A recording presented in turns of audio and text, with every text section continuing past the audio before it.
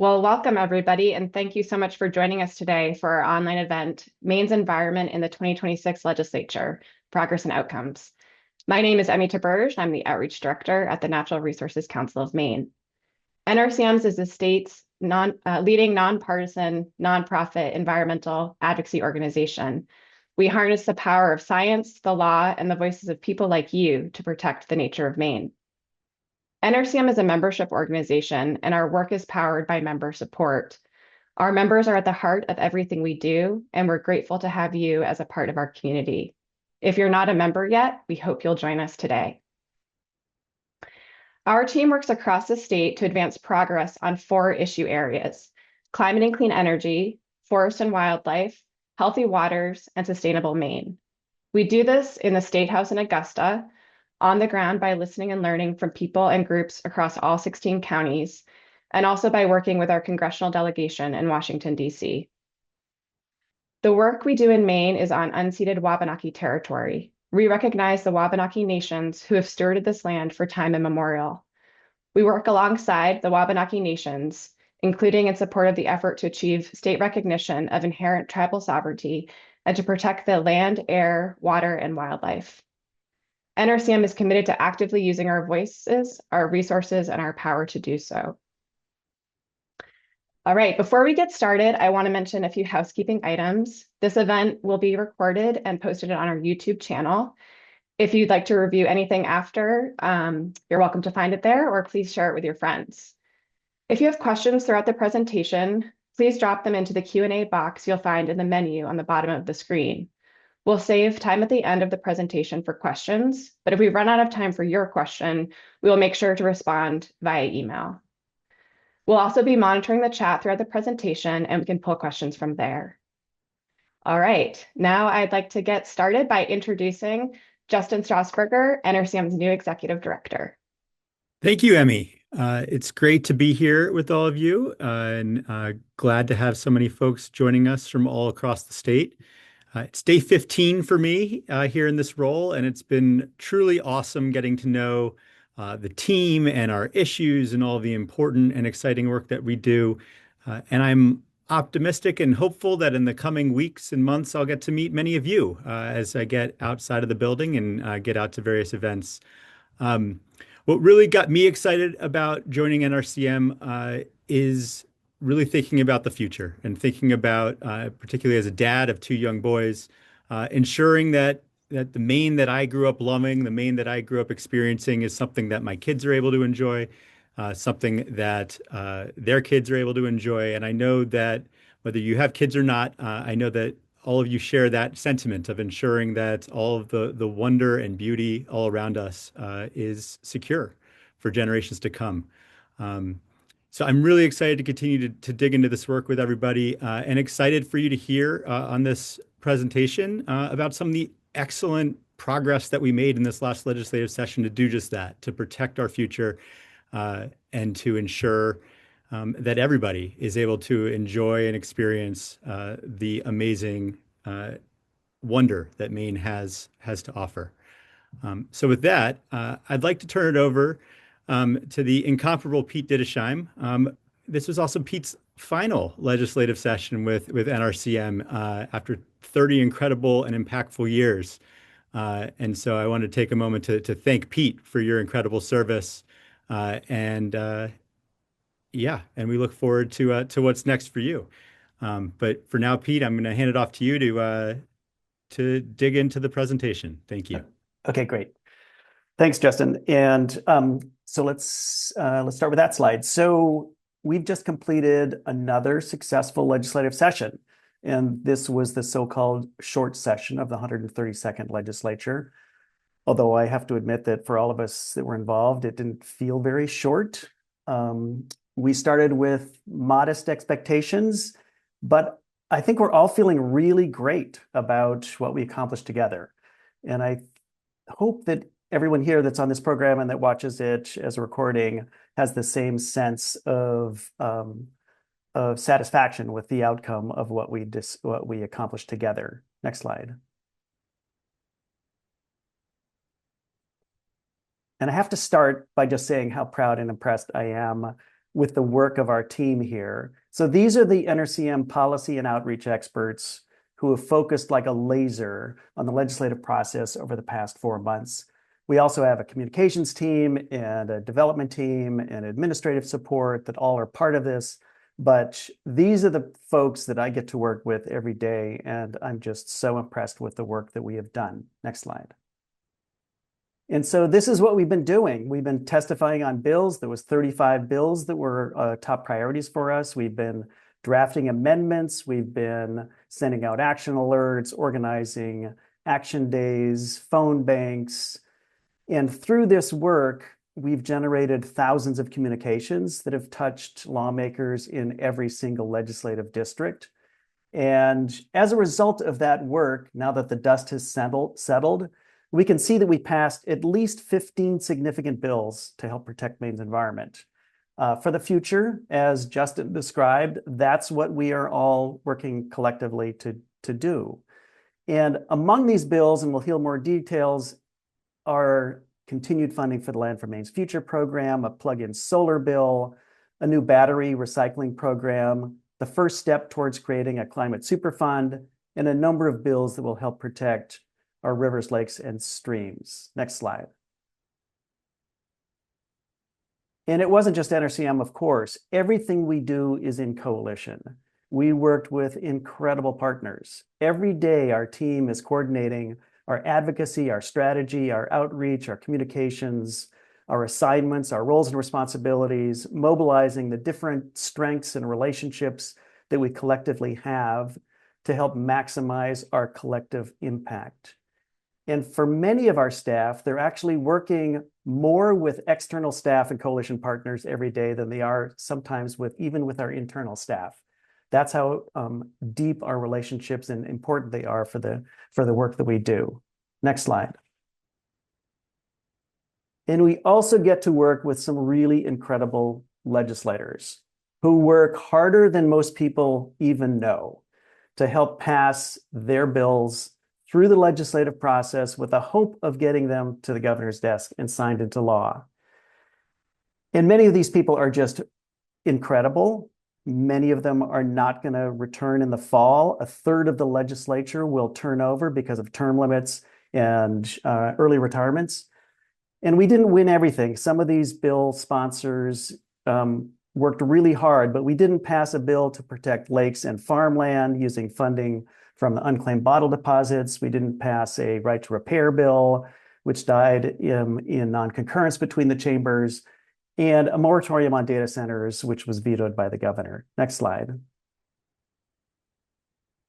But the wins that we did achieve were made possible through the work of these coalition partners, NRCM's team, legislative leaders, and all of you and so many other activists connected with so many other organizations who contacted their legislators from their computers in the hallways at the State House.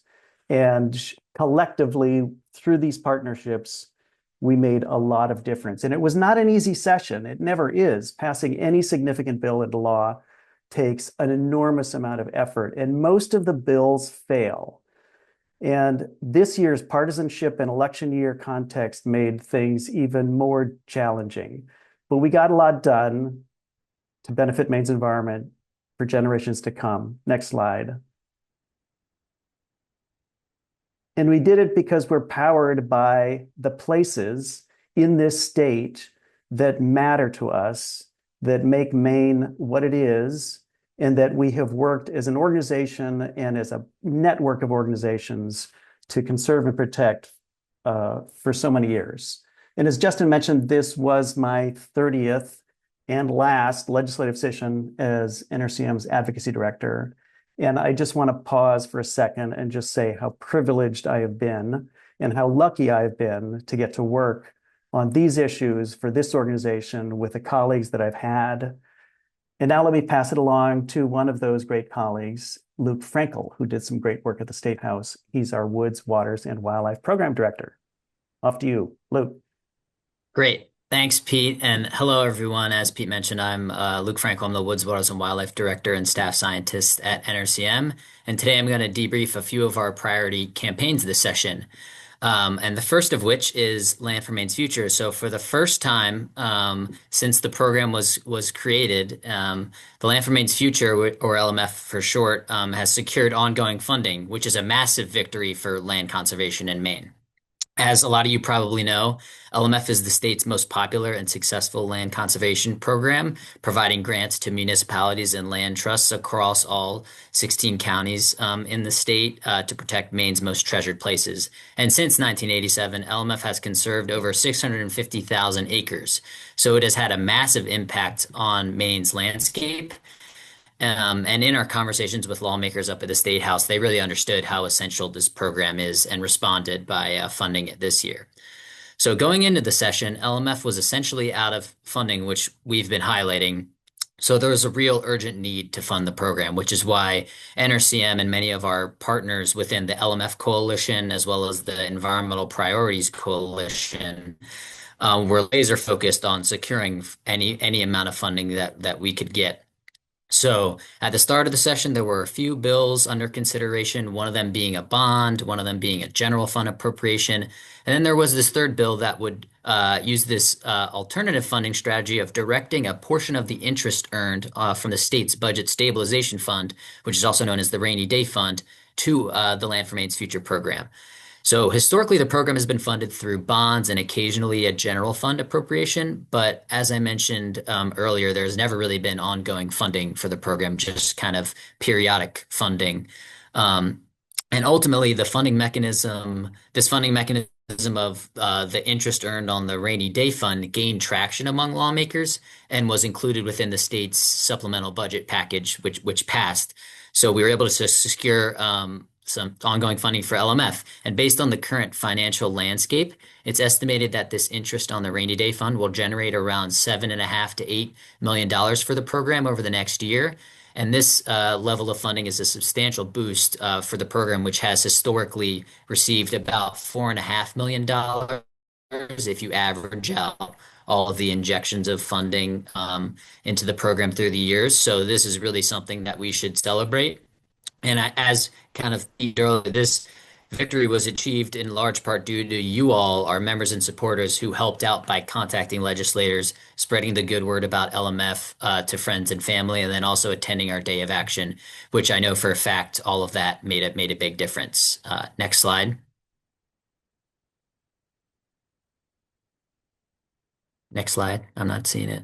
Okay, there we go. The second campaign that I'd like to highlight is an effort this session to protect lake and farmland within Maine. And so for this, I'm going to highlight two bills in particular. The first of which is LD 2141, which is one that Pete kind of talked about earlier, which was a bill that was aimed at providing ongoing funding for lake and farmland protection at a rate of $2 million per year each year, which, like the LMF funding, would have been a real game changer in the protection of those resources. And as many of you know, lakes and farms are essential to Maine's rural economies, but face significant challenges like encroaching development and degrading water quality. And this bill would have protected those resources by taking unclaimed deposits from Maine's bottle bill and directing it to existing state programs that protect those resources, as is done in several other states. These unclaimed deposits currently go back to the beverage industry and are estimated to be around $16 million per year. And unfortunately, as we anticipated, the bill did receive significant opposition from the beverage industry, and ultimately the funding was removed from the bill despite a lot of hard work by NRCM and our partners, who are all kind of listed below here. But however, an amended version of the bill did pass, which, although it doesn't have the funding that we all wanted, it does strengthen the bottle bill by giving DEP greater enforcement authority to ensure that beverage companies meet their annual reporting requirements, which will increase transparency on how much of the unclaimed deposit funding is held by the industry. And then finally, to quickly wrap up, I'll talk about another bill, LD 1904, which established a revolving legal fund to help municipalities in Maine enforce shoreland zoning violations. In Maine, we're really fortunate to have very strong shoreland zoning laws, but those laws are only as effective if they are enforced. And unfortunately, across Maine, there are many instances where landowners intentionally violate these laws, knowing that they can just outlawyer these small municipalities who lack resources to hold them accountable. So this new fund that will be established later this year because the bill passed will give municipalities the opportunity to apply for loans from the state to pay for this legal support. And then when they win the case and it's all settled, they're required to repay that loan so that the fund can continue revolving in the future to help other municipalities. So although we didn't get the outcome we wanted with 2141, we still made significant progress protecting clean water in Maine this session with this other bill 1904. And with that, I'll pass it off to my colleague Rebecca to talk about plug-in solar. Hi, everyone. I'm Rebecca Schultz. I'm a senior advocate for climate and clean energy with NRCM. Thanks for joining us today. I'm going to talk to you about plug-in solar. So on April 6th, exactly a month ago, the governor signed a bill to legalize plug-in solar in Maine, making us the second state in the country to do so. So plug-in solar lets a person plug a solar panel directly into their home through a standard outdoor outlet to generate clean, renewable energy and reduce the amount of electricity that they need to buy from the grid. This is a technology that's widely used in Europe, especially in Germany, where there's roughly the equivalent of a nuclear power plant's worth of capacity strung up on porch railings in cities and towns. It's pretty amazing. But it's new in the United States and attracting a lot of attention right now owing to the affordability crisis that's facing families and businesses across the country and the loss of the federal tax credits for rooftop solar. These systems are small, they're compact, portable, simple, they're affordable, and they offer people a way to save money on their electricity bills. Right now, 70% of Maine households report struggling to pay their electricity bills. The average CMP customer is spending more than $2,000 a year on electricity.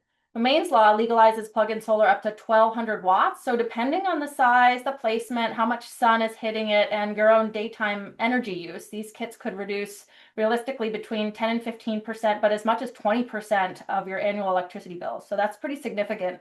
And because electricity prices are expected to continue to rise, these bill savings will only grow year over year. So really briefly, what the Maine law does is it exempts these small portable systems from the interconnection rules that are required for larger rooftop systems, 10 to 20 times the size. So this removes a significant regulatory hurdle. The law also prohibits utilities from making customers get approval or pay fees or install additional equipment.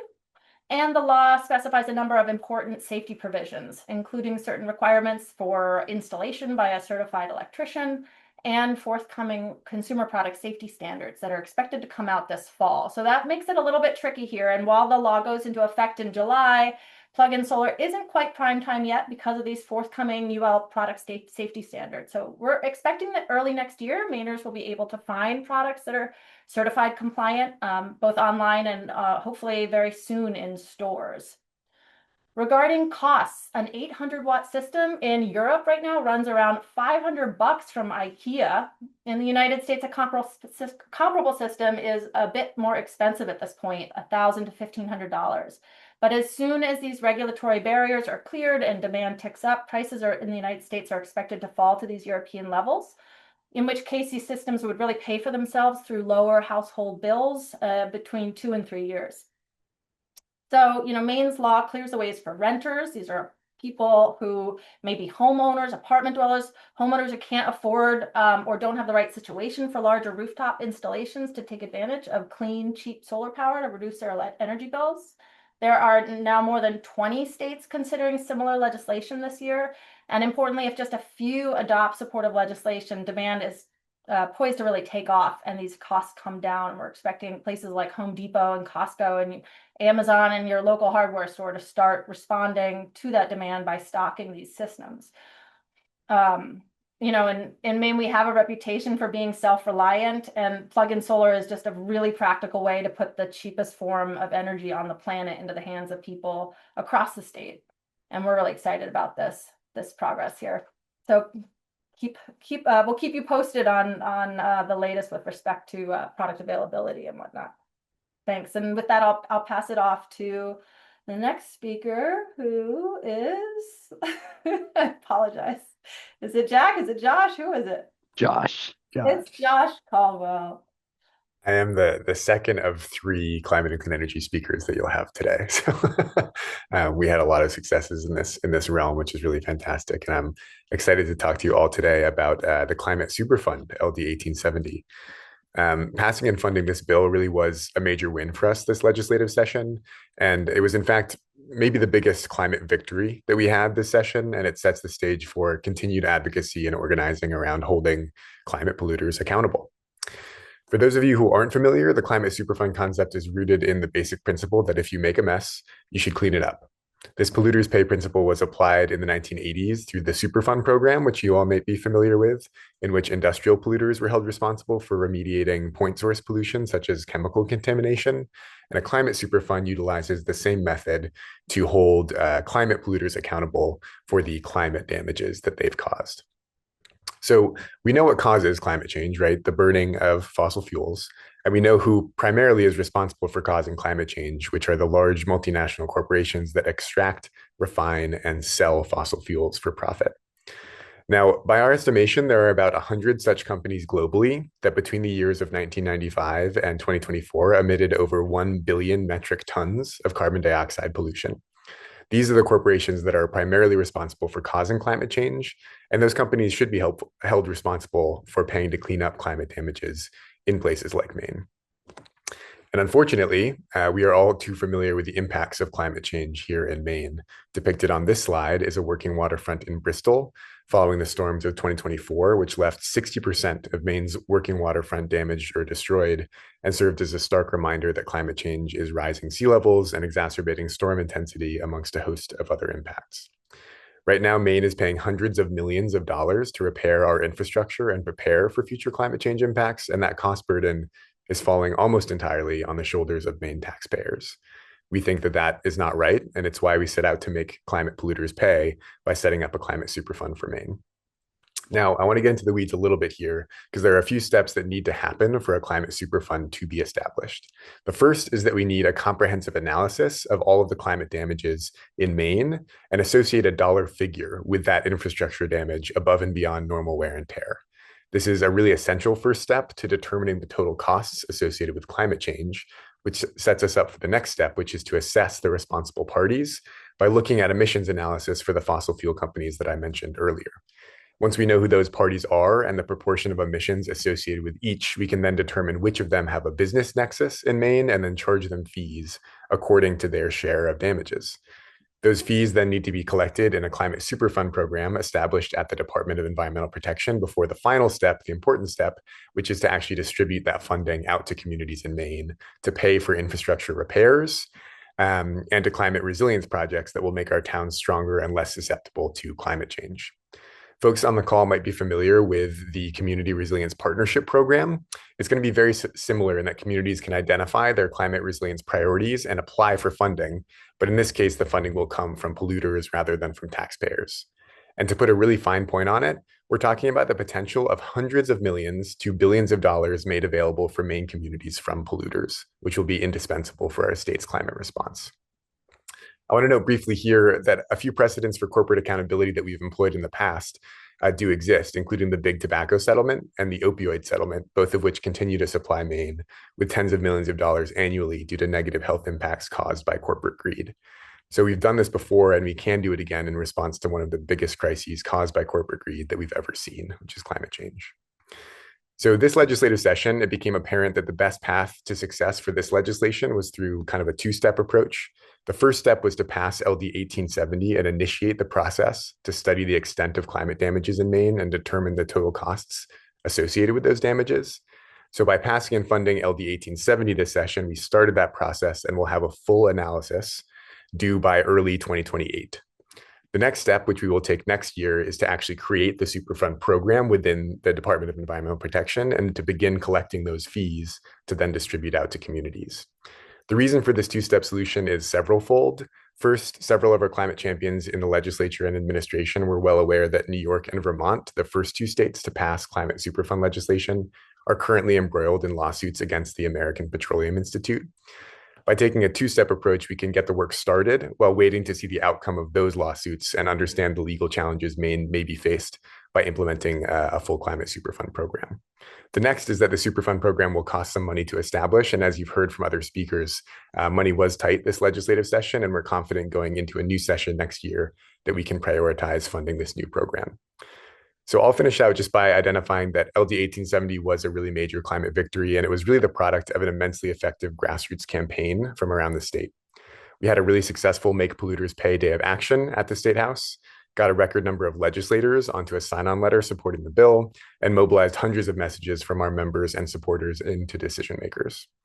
I also want to highlight in particular that municipal voices were really critical to the passage of this bill, and that we will continue to need local voices to uplift the importance of establishing a climate superfund for Maine. The towns of Bath, Yarmouth, and Rockland all passed municipal resolutions in support of the Climate Superfund. And if you live outside of one of those three towns, I do encourage your municipality to pass a resolution in support. And I think that would be a great way to keep momentum going into a consequential election year. So we're really looking forward to working with you to get part two of this effort done next year and bring millions to billions of dollars to Maine by making polluters pay their fair share. And we'll keep the climate conversation rolling as I pass it along to Jack. Thanks so much. All right. Thanks, Josh. And yeah, there we go. There's our next slide. Thanks everyone for joining. Really appreciate all of you for taking the time to be with us today, and for those of you who helped out during the legislative session, contacting legislators and all those things. This really is a big team effort, both inside and inside the building at NRCM and outside. So just with that appreciation. One of the big things that we got done this year on the climate front, in addition to some of the things you've already heard of, was we passed LD 2037 to sort of reauthorize Maine's participation in RGGI, or the Regional Greenhouse Gas Initiative.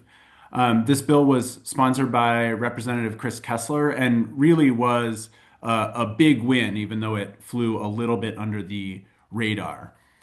So as a reminder, RGGI is one of Maine's most successful energy efficiency and climate programs. It was established nearly 2 decades ago and has been kind of running in the background for all of that time, requiring large polluting power plants to pay a fee for every ton of pollution they create, which generates a funding stream that is reinvested back in Maine, while incentivizing power plants to reduce their pollution.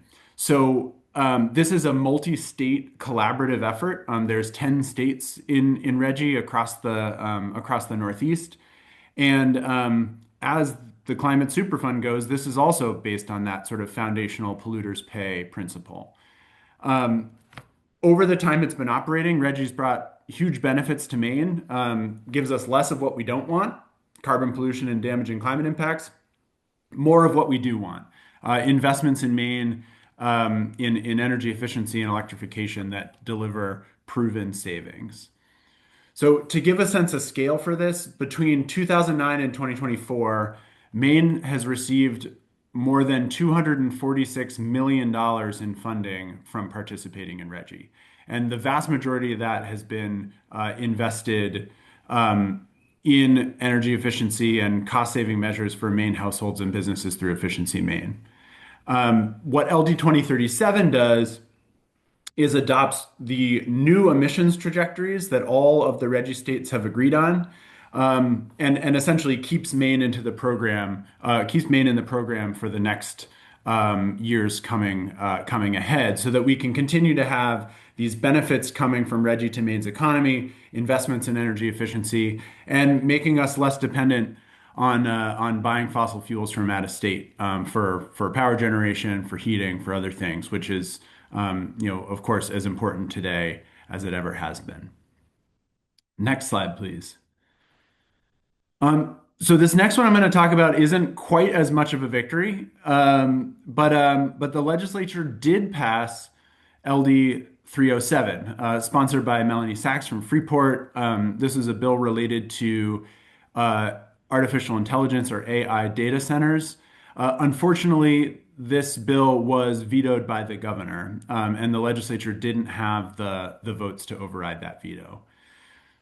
So what this bill would have done was establish a temporary pause on AI data center development in Maine, while putting in place a coordinating council to create a policy framework that would ensure that data center development here doesn't negatively impact ratepayers or the environment. Now, this is important because we have seen a nationwide wave of AI data center development. And some of these projects are enormous. They can use huge amounts of energy. They can have significant impacts on the environment and local communities. Maine has not yet seen proposals of this size, but the time to get these policies right is before you see the impacts, not after. So we don't want to see electricity prices, which are already high here in Maine because we are too dependent on gas power plants. We don't want to see those prices get higher because of data center development.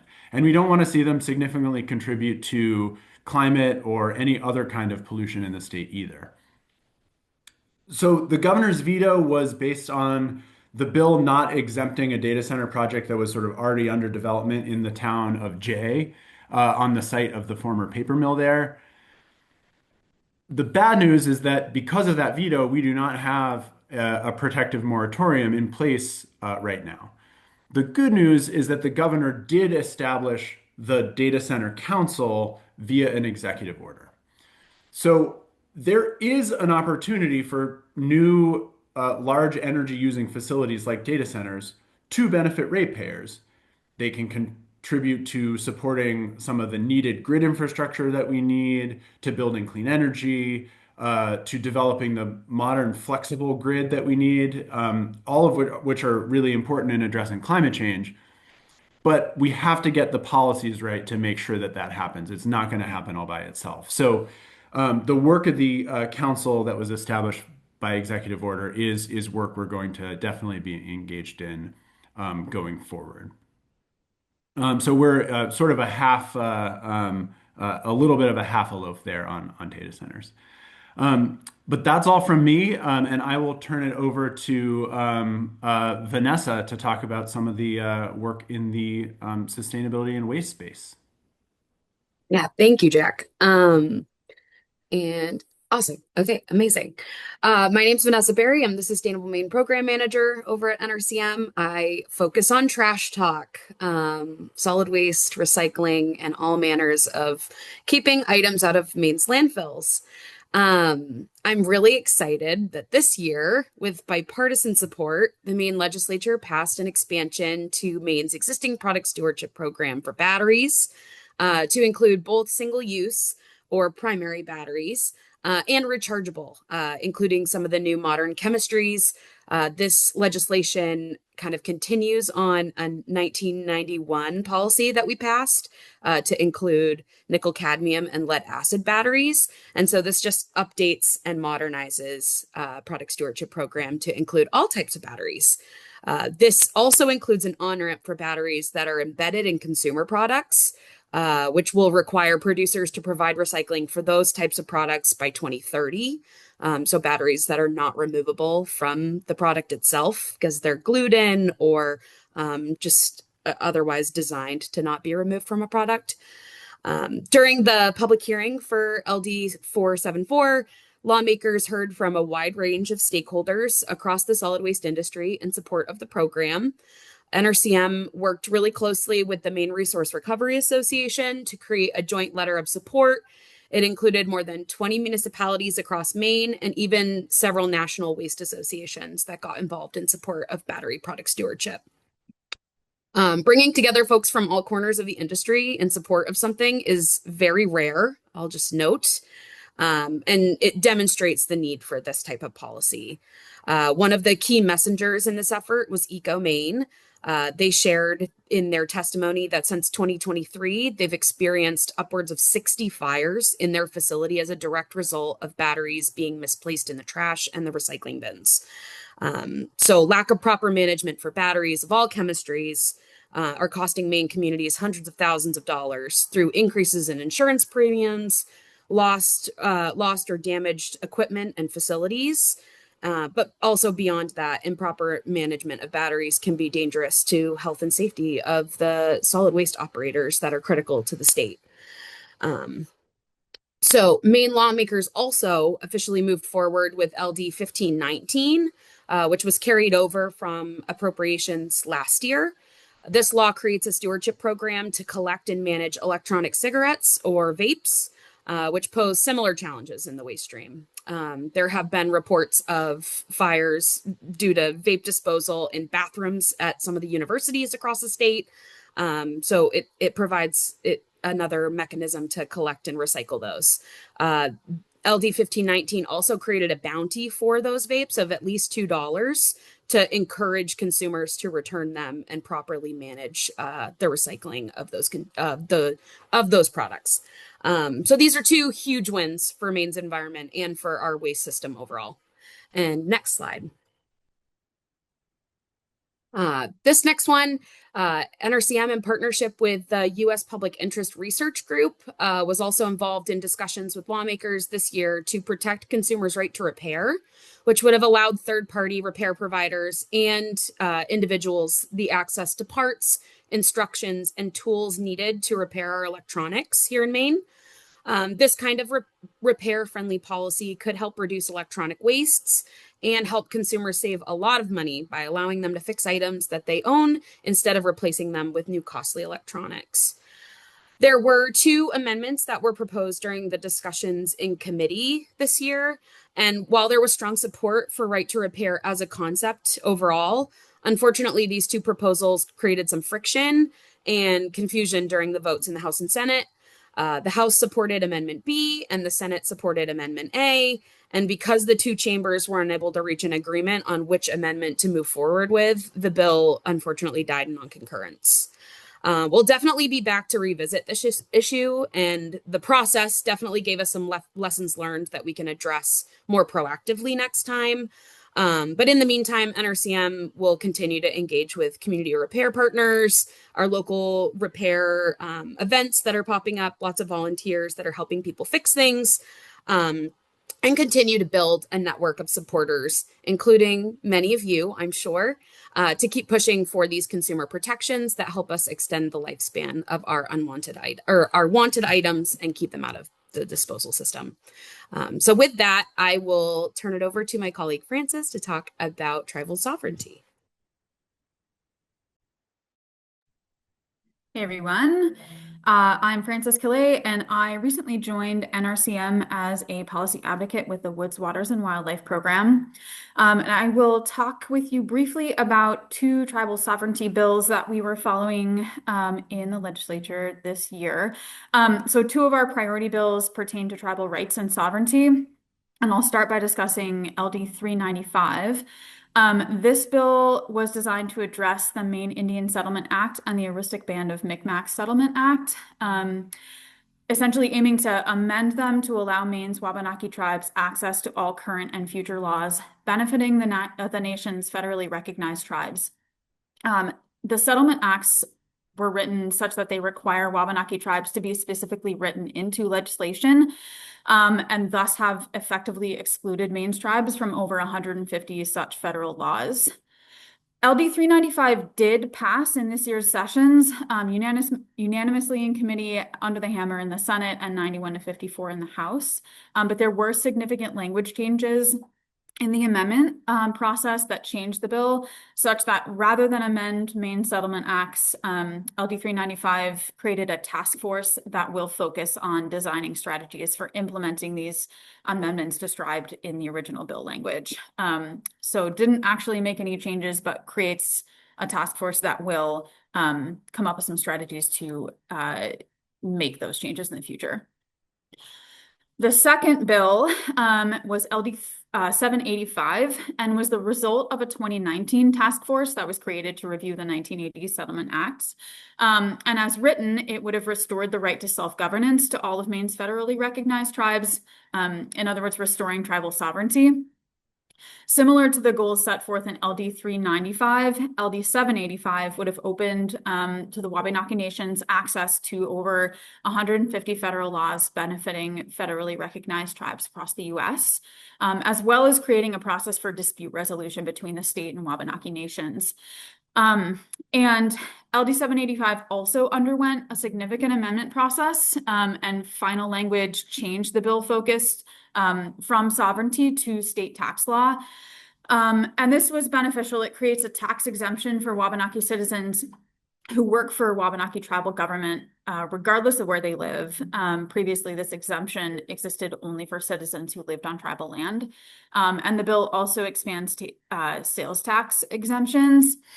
It also creates an option for the Micmac Nation to have a representative to the legislature, as 3 other Wabanaki nations already do. And this version of LD 785 passed in the Judiciary Committee, the Senate, and in the House, and is now law. I think I'm last in our lineup, so I'll pass it off. Thank you all. All right.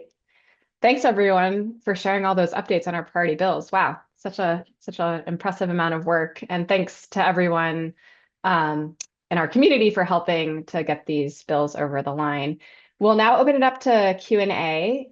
Please feel free to put your questions in the Q&A box or the chat for us to pull from. And if we don't have time for your question, we will be sure to follow up by email. We did have a few questions come in while folks were talking, so we'll start with those. Rebecca, there's a couple questions related to plug-in solar. Can you add plug-in solar to a property that already has rooftop solar? Is the first question. That's a great question. We get it a lot. So plug-in solar is really intended to meet on-site demand.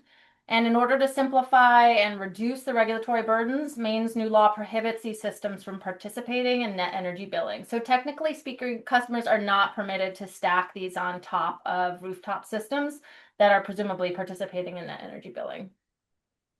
Okay, thanks. And then another question, people are excited about plug-in solar and wondering how the electricity gets into your home.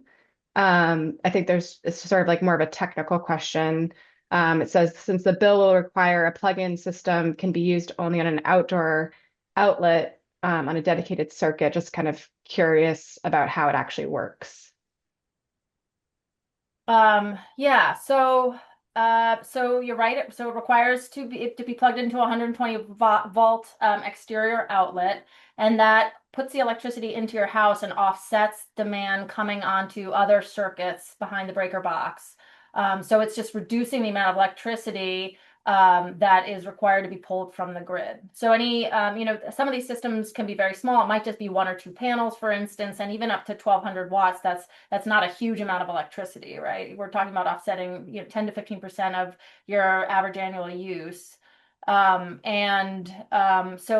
it's going to be the first source of energy that your refrigerator and your heat pumps and your hot water heaters or whatever might be drawing from, after which you will pull from the grid. And there's a number of different electrical wiring considerations based on the size, which I can put a link in the chat to a blog we wrote, and otherwise happy to answer any more specific questions that folks might have. Great, thanks. Yes, and please do drop that link, Rebecca, into the chat. That'd be great. Jack, this one's for you from Sandy. Will the data center moratorium bill be reintroduced next legislative session? It's a great question. We don't know. I think under the executive order that the governor put forward, the council is supposed to put their recommendations up by, I forget the exact date, but sometime in January of 2027. So presumably there will be a bill that comes along with those recommendations to implement the recommendations of the council. And that's something that we're very, very interested in. We also put together a blog outlining some of the energy considerations that we're thinking about related to data centers that we can also put in the chat. But I think the one thing to mention is that Representative Sachs, who sponsored the bill last time, is not coming back to the legislature next session. And we are it's going to be a whole new legislature. There's, I think, 50 or more legislators who are not returning. So it's going to be a whole new group of folks that we're going to get to work with all of your help, no doubt. So yeah, hard to say what will happen in 2027, but I think there'll probably be a bill to implement the recommendations of the council, and we'll see if some of those recommendations include a further pause on development for some of these things to take place. Okay, great. Excuse me. Vanessa, these couple questions for you about the battery recycling program. Does the battery recycling program mean that households will now be able to recycle household batteries more easily? And also, where will the battery recycling centers be located? Yes. So in short, yes, it's going to be easier to recycle consumer batteries. The rules for this program, that's like the next phase now that this has passed. So the department will go and set convenience standards for locations where batteries will need to be collected across the state, and it'll need to be convenient for the majority of Mainers. So it could be, similar to the bottle bill where we have convenience standards for where redemption centers need to be located. We'll now have convenience standards for where there needs to be these hubs to collect batteries.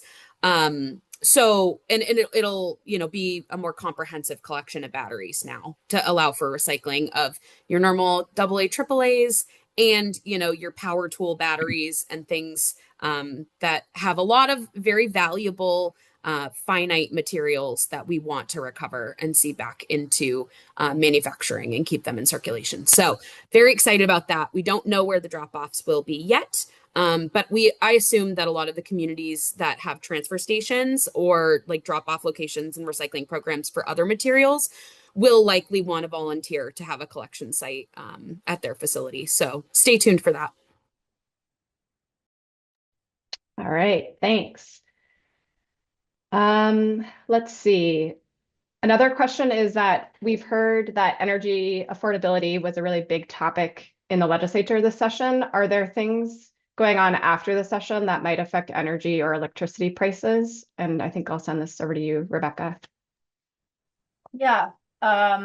Well, we should also mention 1949 passed, which was in a different shape than it originally started out, but will require the commission to consider affordability when it sets rates, which is a new requirement on the commission, though they do take that into effect now. Going forward, you may recall that last year CMP asked to increase rates to collect an additional $1.7 billion from Mainers, and that request was resoundingly rejected last fall by Maine state regulators, largely on the basis of affordability, even before 1949 passed, which will require them to take affordability into account.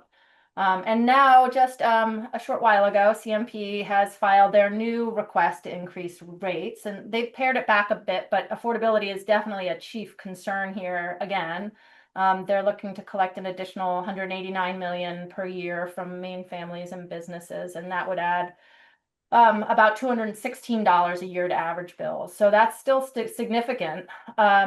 In part, it's to cover some capital upgrades and some changes to staffing and operations, but they're also looking to increase profits. And I think that will be a key focus of NRCM's engagement at the Public Utilities Commission on this case. We know that right now, 14% of CMP bills, of an average household bills, go straight to corporate profits, and they want to increase their rate of returns in this rate case. So whether or not that's really a justified increase right now, maybe we should be looking to reduce their profit levels that they take in from Maine families and businesses at this moment in time, particularly. So we'll have a lot more information about that. There's also some public hearings coming up. There's one on June 9th at 5 p.m. in South Portland at the Community Center, and there's another on June 26th at 5 p.m. at the Lewiston Public Library. And anyone can file public comments at the PUC in response to this increase. And I think we're having some trouble posting things, but I will put that in the chat, assuming I can now. And there may be other considerations that anyone else pipe up, Jack, Josh, on affordability issues. I think the thing that I would add about affordability, speaking of energy broadly, in addition to just, electricity as a subset, is I think everyone has noticed the spike in gas prices that we've all experienced over the last few months, because of the war in Iran and the sort of global oil supply shock that has resulted from that. We're actually really lucky in Maine right now that this happened in the spring, because heating oil prices are also extremely elevated. And if this was heating season, there would be a lot of people, suffering from those price hikes as well. So I think from an energy affordability perspective, there's a lot of sort of things that we can do, pushing back on rate increases and the profits, increased profits that CMP is asking for, working on moving clean energy forward, like plug-in solar. But ultimately, we have to continue our focus on reducing our exposure to fossil fuels that are imported. We will always be subject to these global events, to global oil markets. We haven't seen the effect on natural gas markets yet from the war, but that's what drives electricity prices in Maine. As by far the biggest cost pressure.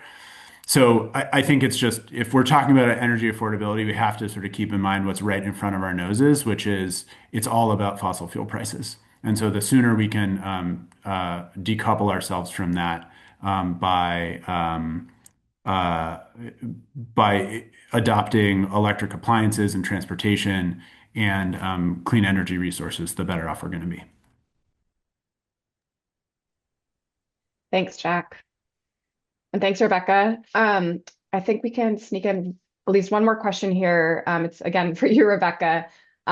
Will plug-in solar work if the grid is down, like if there's a storm or the power's out?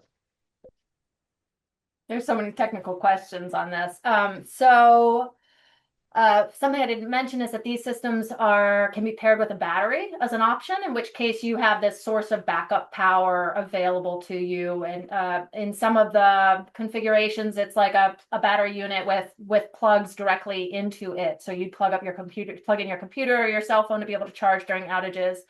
One of the safety considerations that the bill or the law includes is a requirement for something called anti-islanding. And this is a feature of the inverter designed to protect line workers. And the idea is that as soon as the connection to the grid is disrupted, within 0.2 seconds, the system has to shut off, so that there's no possibility that these solar systems are pumping electricity into the grid. And this could pose a threat to line workers who the system goes down, line workers go out to fix things, assuming that there's no electricity running on the lines. But if that plug-in solar system is operating, there's a risk of electrocution for the line worker. So this shut-off time of 0.2 seconds is essential to protect line workers. All solar rooftop systems have a similar shut-off requirement in the inverters.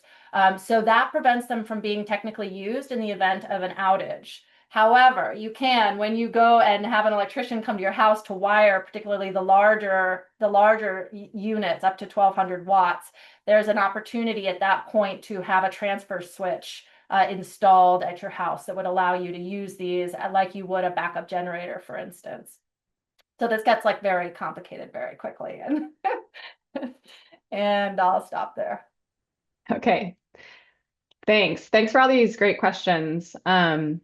We didn't have time to answer all of them, but we'll follow up with any of you over email that we didn't get a chance to respond to.